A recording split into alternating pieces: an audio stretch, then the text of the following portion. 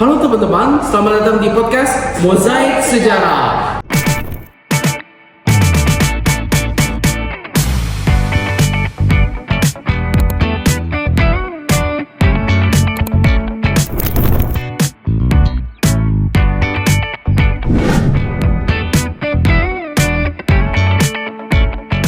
Nah, di episode kali ini kita bakal membahas topik yang sangat penting dalam perjuangan kemerdekaan Indonesia, yaitu peran pers dan media dalam pergerakan nasional. Ya, pers sering dianggap cuma media informasi. Padahal di masa pergerakan nasional, pers punya peran besar dalam membangun kesadaran rakyat. Nah, sebelum kita bahas lebih dalam, kita bakal mengundang Cece dan Ko kita yang akan menjadi narasumber kita pada hari ini. Nah, jadi di sebelah sini ada Cindy, Beatrice, dan Ko yang bakal jadi narasumber kita hari ini. Nah, jadi sebelum kita mulai dalam ini, kita bakal penasaran dulu deh, Cindy, sebenarnya apa sih pers itu? Nah, jadi apa yang sudah kita pelajari nih? Pers itu adalah sarana penyampaian informasi kepada masyarakat. Nah, itu berupa surat kabar, majalah, atau media lainnya yang digunakan di masa zaman dulu. Karena kalau zaman dulu belum ada ya HP gitu, radio juga bisa. Nah, dalam konteks sejarah Indonesia, pers itu fungsinya sebagai alat komunikasi dan penyebar gagasan. Gitu. Ci, aku juga mau tanya Ci, lalu bagaimana perkembangan pers di Indonesia pada masa kolonial? Nah, perkembangannya awalnya itu pers di Indonesia dikuasai oleh pemerintah kolonial Belanda dan lebih menguntungkan pihak penjajah. Jadi isinya itu cenderung membela kepentingan pihak kolonial Belanda. Kalau gitu boleh tahu nggak Cek, kapan sih pers ini pertama kali munculnya?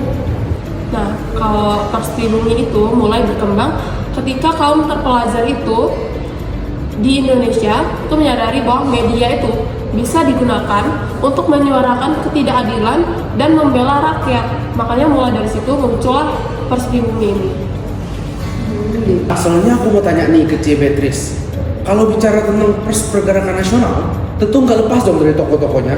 Nah, C. Beatrice, siapa tokoh penting dalam pers pergerakan? Jadi nama tokoh pentingnya itu adalah Bapak Tirto Adi Soejo. Nah, dia ini terkenal sebagai pelopor pers di Indonesia. Sama dia itu juga ngebikin suatu surat media gitu. Apa namanya? Media?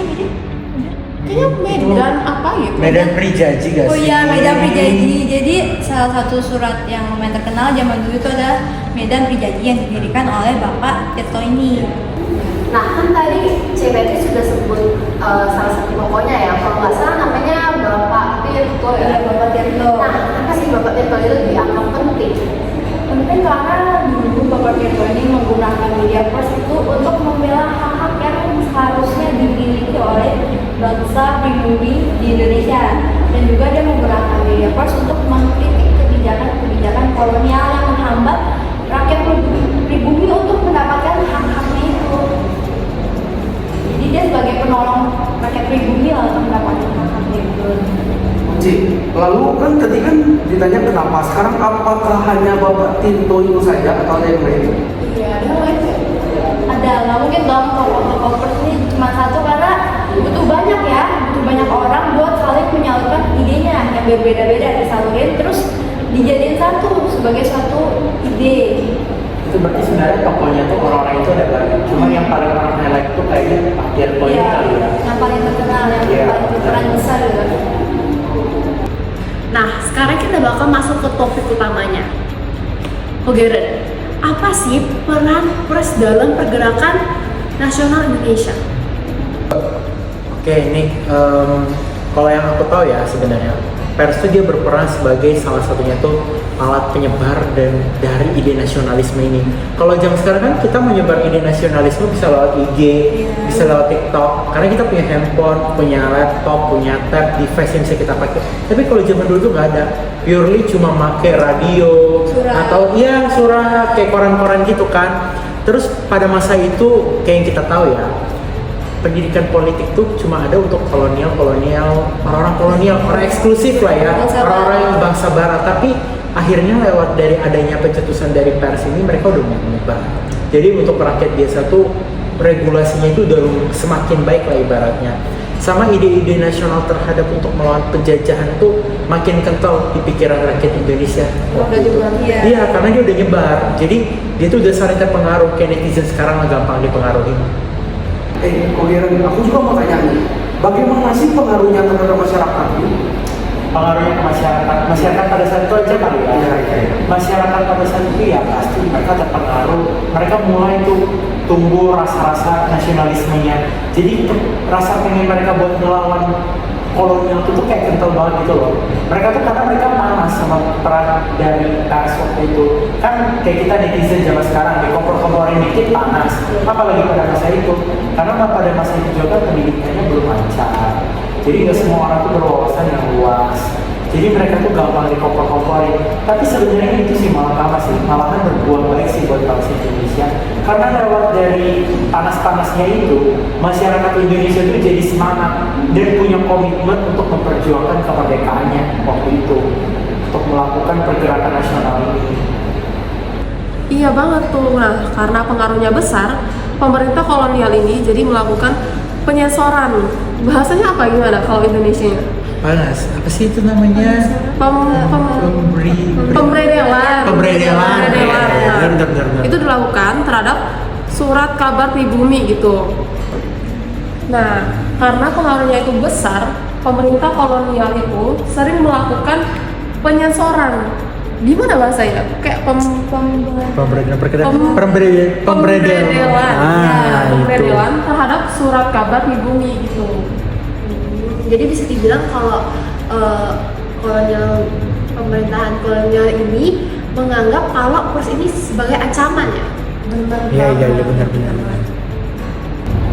Nah, selanjutnya CCTV apa sih dampak dari peran pers dalam pergerakan nasional ini? Dampaknya itu sangat besar.